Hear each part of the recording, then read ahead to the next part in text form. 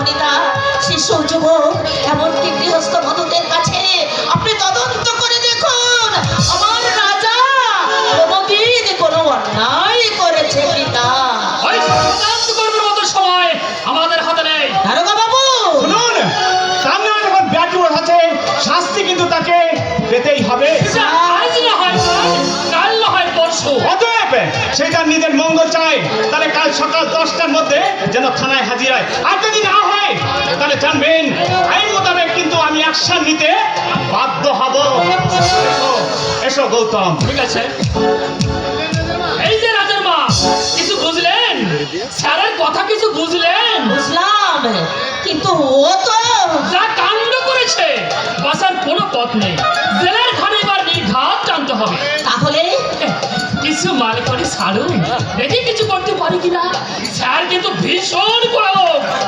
আমার গিন্নিকে দিয়ে যদি টোপটা গিলাতে পারি, আর কিছু না হোক ছেলেটা প্রাণে তো বাঁচবে না, না মানে ঘুষ দিয়ে অন্যায়ের পায়ে মাথা নত করার মতো মানসিকতা আমার নেই। জিদ ধরে থাকলে কিন্তু ঘর ভালো হবে না। আমার ছেলে এখন নাবালক নেই, ভালো মন্দ সে যথেষ্ট বোঝে। এখন আমাকে বিরক্ত না করলেই আমি খুশি হব। ঠিক আছে, থাকুন আপনার জিদ ধরে। তবে এরপরে পায়ে ধরে কাঁদলেও আমি কিন্তু কিছুই করতে পারবো না। আচ্ছা চলি। ঠাকুর, এবার কি হলো ঠাকুর? আর কত তুমি ধৈর্যের পরীক্ষা দেবে ঠাকুর? কেন কেন তুমি হাসির বাঁধ ভেঙে দিলে দুঃখের জলোচ্ছ্বাসে? সিঁদুর সিঁদুর কেড়ে দিয়ে জীবন ভরালে তুমি আধারে। অপবাদের ভয়ে শ্বশুরের ভিটে ছেলে যাকে বুকে করে নিয়ে এলাম এখানে, পরের বাড়ি ঝিকিরি করে নিজে না খেয়ে আমি যাকে এত বড় করে তুললাম, সত্য কথা বলে যাকে আমি সত্যের পথে চলতে শেখালাম, অভাবের আধার দু হাত দিয়ে সরিয়ে পরের গাড়ি চালিয়ে যে ছেলে আমার এই ভাঙা ঘরে আনতে চাইছে সুখের সূর্য, আজ তার নামে আমি কি শুনলাম ঠাকুর?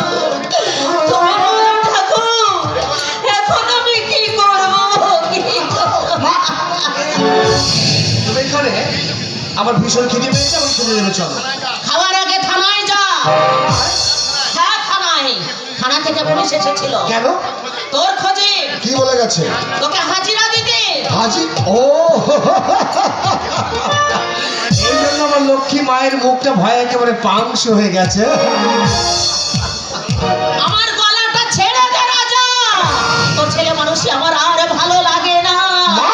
না, আমি কোনো সমাজ বিরোধীর মা নই। যেমন দেখো দাদা, আমার কি হলো? এত কষ্ট করে নিজে উপস্থিত থেকে যে সন্তানকে আমি মানুষ করলাম, যাকে সৎ পথে থেকে সত্যি কথা বলতে শেখালাম, আজ সে হলো কিনা গুন্ডা, মস্তান, সমাজ বিরোধী। চাইনি দাদা, আমি চাইনি। সমাজ বিরোধীর মা হয়ে আমি বাঁচতে চাইনি। চমৎকার!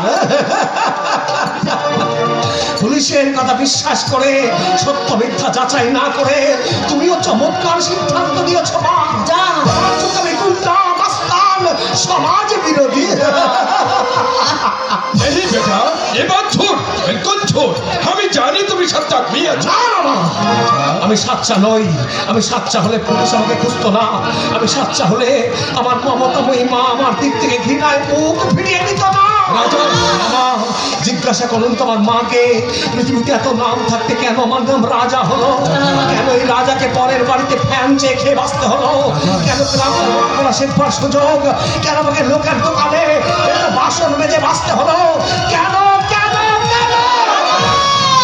মানুষের ঘৃণা মুগ্ধ অবহেলা মাথায় নিয়ে জীবনের এতগুলো দিন আমি চললাম, কিন্তু কিন্তু নারী চালনের হাত থেকে একটা অসহায় মেয়েকে রক্ষা করা, অন্যায়ের বিরুদ্ধে প্রতিবাদ করা যদি সমাজ বিরোধী কাজ হয়, তাহলে সমাজ করার মূল মন্ত্র কি মা? বলো মা, বলো, সমাজ করার মূল মন্ত্র কি? ওরে কথা, তোর কঠিন প্রশ্নের উত্তর আমার জানা নেই। घबरा मत बहिन, सारी दुनिया छिपा बिकेल जो आदमी अच्छा काम करबे जिंदगी भर तक बहुत बहुत दुख लिए जिंदा থাকতে হবে दबिया तंगा करे खुदा दरबार दो हाथ तले छड़े प्रजात करो बेईमानी भरा दुनियार बुके दुश्मनी खत्म करते राजा बेटा चलो রাজার বাবু হিম্মত রাখতে পারে নিশ্চয় পারবে আপনার তো আর মাসিমার